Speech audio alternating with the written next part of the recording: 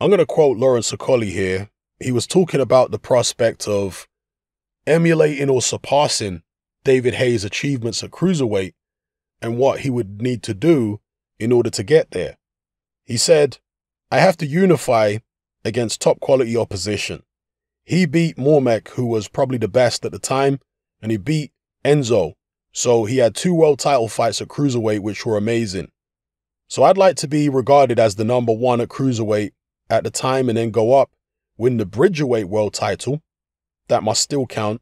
And then eventually go up to heavyweight and win the heavyweight world title. That way I'm a 3-weight world champion."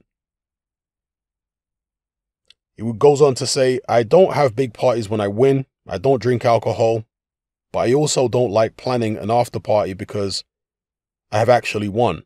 My mom was screaming and crying on the phone, but it was such a relief winning. It was a relief getting the victory. I didn't feel like running around and shouting.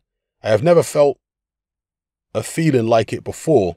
It was contentment, but I know I want to do so much more. It felt really good, and I was grateful to be around all the people who have helped make it happen. People have been calling me champ.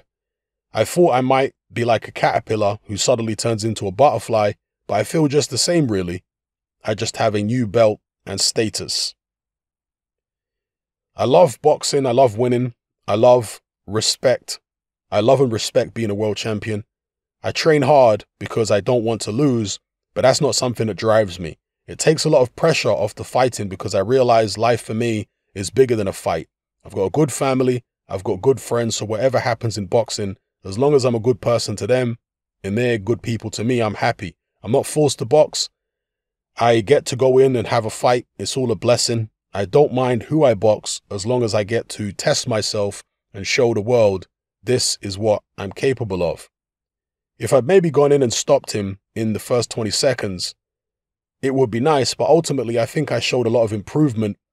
But for someone with such limited fights in total, whether that's amateur or professional, I've been put under a lot of pressure to perform. A lot of that is obviously my own doing with some of the fights I've had. I feel like I've always had to show more. I'm happy that's happened because that's forced me to go to the gym and work on stuff. That's forced me to be able to handle big occasions. So it's more satisfying than I was able to show, or that I was able to show. One of the things that I'm able to do, which is keep it long on the jab, not get involved in a tear up and follow instructions, and then still get the knockout. If I box a different style, I'll have to show something different. I think I'm very teachable and versatile. Once I am trained in something and I believe in a game plan or strategy, I'll do it to a T. I'm interested to see what's next. All right, so those are the words of Lawrence Okolie. Now, the first thing which stands out, of course, is the fact that he said he wants the Bridgerweight world title before stepping up to heavyweight. At the moment, as far as I'm aware, you guys correct me if I'm wrong, it's only the WBC that have a Bridgerweight division. The other sanctioning bodies, as far as I know, they don't have it. So that would mean basically one fight at Bridgerweight. I mean, it's not a bad shout if you want to become a free weight world champion and just have that on your resume. But with a manager's hat on, I feel like that might be an unnecessary risk. I mean, Okolie's obviously trying to cement his legacy for the future because he must be thinking that the Bridgerweight in future will become more of a legitimate weight division and they'll have titles for all the sanctioning bodies at Bridgerweight. So maybe he's thinking that so he can be one of the pioneers of the Bridgerweight division, be one of the early champions, and therefore differentiate himself from all the other champions that follow. You catch my drift? So maybe that's what he's thinking about. But Oscar Rivas recently fought for some Bridgerweight belt or another. Oscar Rivas is a dangerous fighter. Lawrence Okolie going in there against an Oscar Rivas, it's winnable, yes, but it's also risky. And is it worth the risk to get hold of this Bridgerweight belt? For me personally, if I have my manager's hat on, I don't think it's worth the risk. I don't think the reward is worth getting in there against a Rivas or one of these other guys who are big cruiserweights or small heavyweights, basically. I would rather skip Bridgerweight with my manager's hat on and just go straight up to heavyweight. And plan strategically in terms of who he's going to fight at heavyweight, which styles and so on, to break him into the division. Because Lawrence Okolie is tall and he's very physically strong. We know he spars with these heavyweights and what have you. But you need to see in a pro ring with the little gloves on how he handles the strength in that context, how he handles the punching power. You know, one of the things about Lawrence Okolie, which people have criticized him for over the years, is the excessive holding in the Isaac Chamberlain fight, the Matty Yaskin fight, and so on. And I mentioned in some of my post-fight videos for those fights that Lawrence seems to clinch more when there's a big crowd and when there's a big stage, that there could be a correlation between the magnitude of the event, his nerves, and the amount that he decides to clinch. You see it. So his fight against Krzysztof Glowacki was very impressive. His best performance to date. It doesn't necessarily mean that that's the last of the excessive holding and clinching. I think it is dependent on circumstances. If he finds himself in there against a big heavyweight who he can't keep off, maybe he can't tag them clean, they keep coming at him, putting him under pressure. What do you think Lawrence Okolie's going to do? You think he's just going to keep spinning off and moving around? Or do you think he's going to start clinching a lot more? I suspect the latter, and I'm not, using that as a criticism. I'm just thinking about it realistically, at least as far as I'm concerned. So I would like to see Lawrence step up to heavyweight and take on some guys who are going to put him under pressure, who are going to be durable without being too dangerous, because Glowacki, as good as he was as a cruiserweight, didn't apply the kind of pressure that some of the heavyweights will be able to. And Lawrence said himself in the quotes I just read that he threw himself in at the deep end early on in his career, and all the way through his career, really. He's been throwing himself in at the deep end. And that is really admirable. That's one of the things I respect most about Lawrence Okolie, the fighter, is his willingness to fight his domestic rivals, to step up, to go in against world champions. Like, you can only respect that. And the same thing, and he's wanted to put himself in deep water to force himself to learn how to swim. At heavyweight, he's going to need to be a little bit more cautious. But again, put himself in against somebody who's going to put pressure on him, who's going to be durable, and is going to force him to learn how to cope with that type of scenario. When Lawrence moves up to heavyweight, what's he going to weigh? He's talking about Bridgerweight, which I believe is it under 220 pounds, Bridgerweight? 220, I wouldn't really want to see Lawrence Okolie weigh much more than that. 6'5". People pay too much attention to height. They were doing it with Wilder for years. Oh, he's 6'7", so he's supposed to be 240 pounds. He's way too light, weighing, 215. People, it doesn't work like that. Just because somebody is 6'7", it doesn't mean they are genetically predisposed to being 240 pounds. And therefore, if you pump them up with loads of weights and protein shakes, they're not going to be able to perform like someone who's naturally 240 pounds. Their bone structure, their heart and lungs, and so on, are not designed to carry 240 pounds of muscle or 250 pounds. You see a guy like Joe Joyce, he's naturally 260. He doesn't have to take loads of protein shakes and do 5 hours in the gym every day lifting weights to get his mass up to that. No, he's naturally that way. That's genetic.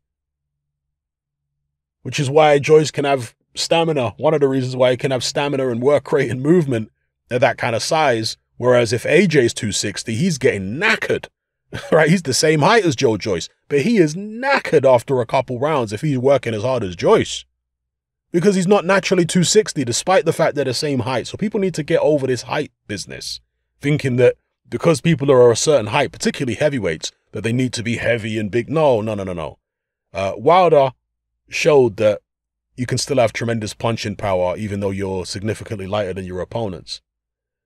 Now, people say, well, Wilder lacks physical strength on the inside.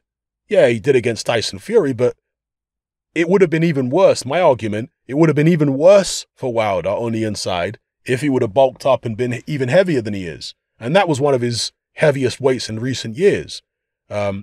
He's weighed more than that before, Deontay Wilder, or a similar amount to that before in the past. I think against Johan Duopa many years ago, he weighed about the same as he did in the Fury rematch. But yeah, point being even heavier, 240 or whatever, it would take far more out of Wilder as far as stamina, speed, than it would give to him in terms of strength in the clinches. You see it?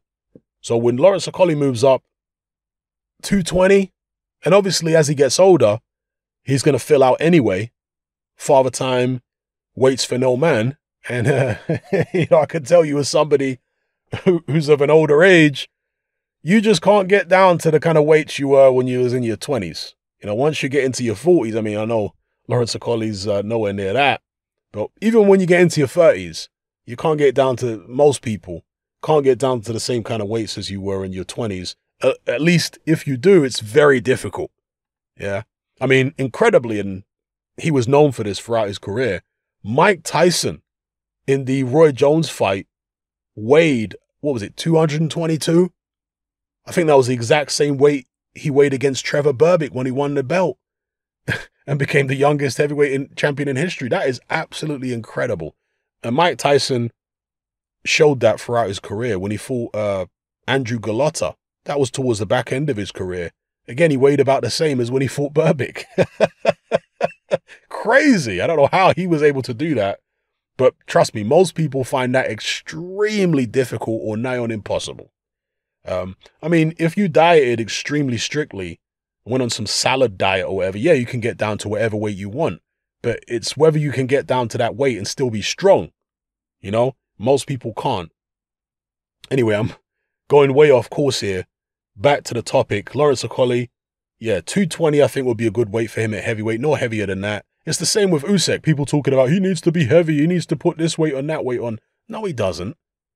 What's the point in being a small heavyweight who has a speed advantage over the big heavyweights, and then you're going to take away your main advantage by bulking yourself up? This is just madness. So hopefully Lawrence Okolie doesn't do that. And when he does move up to heavyweight, he doesn't go too heavy. But we can't jump the gun here. We can't expect him to run before he can crawl, and neither should he. Unifying the cruiserweight division is no mean feat. You do have Maris Breedis out there. You do have, who are the other cruiserweight champions actually? Breedis is a champion. Is it Makabu is one of the champions as well? Makabu, apparently people say he's improved. I haven't watched him since Tony Bellew starched him, to be honest with you. So I'll have to go and have a look at Makabu and see if he really has improved. But Breedis is, yes, getting on in age, but as of right now, he's still a very, very serious hombre. So that's no mean feat, and it's no guarantee at all that Lawrence Okolie will actually be able to go and unify, but he believes he can. He's going to attempt to do it, and you can only respect that. And maybe he will be able to do it. I'm not sitting here saying he can't do it. Certainly not. I've been one of these people that has believed in Lawrence Okolie and believed that he can go a long way since the beginning. I did videos, talking about his improvements in fights, when he fought Wadi Camacho, when he fought Ngannou and these kind of people. I spoke about his improvements. And for those of you who don't know, because some people were asking me in the comment section of my Okolie Glowacki post-fight video, what exactly I said about Lawrence Okolie that led to him contacting me and telling me that he, respects my criticisms of him. Well, he contacted me on Twitter when I was still on Twitter. I'm no longer on Twitter. I haven't been on there for a long time now. But when I was still on Twitter, he private messaged me, he reached out and said that, he watches my videos. I was already aware that he watched my videos anyway. He'd mentioned it on social media and stuff like that. But he contacted me and said that, yeah, he watches my videos, he likes my videos, and he said that he listens to my videos because I give him objective criticism. He knows that I'm not coming from a position of hate, and he knows I give him credit where credit's due, but also talk about areas that he could improve in. So that's what that's what he said basically when he contacted me. And that really impressed me because, as I said in the post-fight video, most fighters are very sensitive when it comes to criticism, in my experience. If you pick against them, if you criticize their performance or anything like that in any way, they tend to be very, very sensitive and take it personally.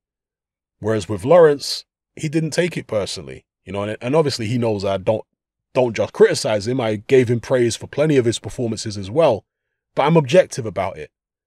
And so the fact that he appreciated the objectivity was something that shows this is a guy who really wants to learn, because that's his main focus, is just learning. And any way that he could learn more, whoever it is, whether it's of somebody on the internet, whether it's from his trainer, whether it's from other fighters, he's like a sponge. He's trying to soak everything up and take everything into consideration.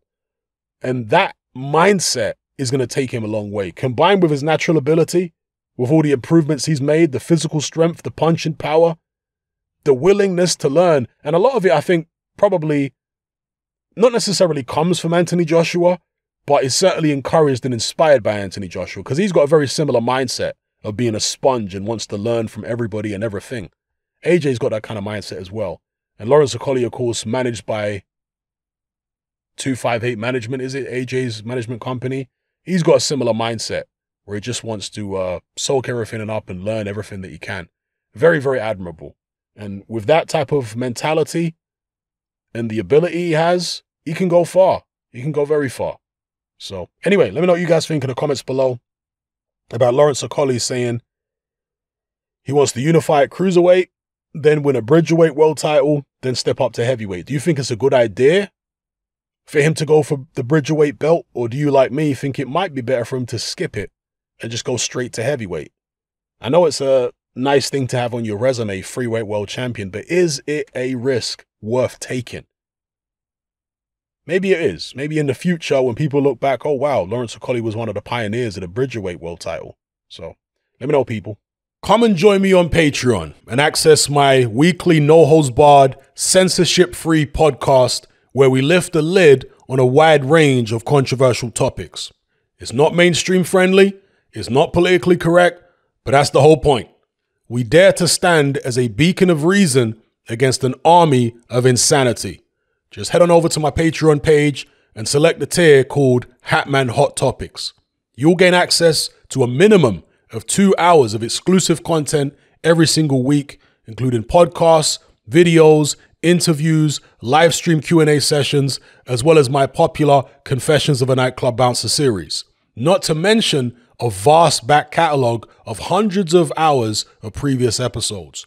You can listen via the Patreon app with the option to download in high quality MP3. We've also got a Discord server where you can come and chat and hang out with myself and other members.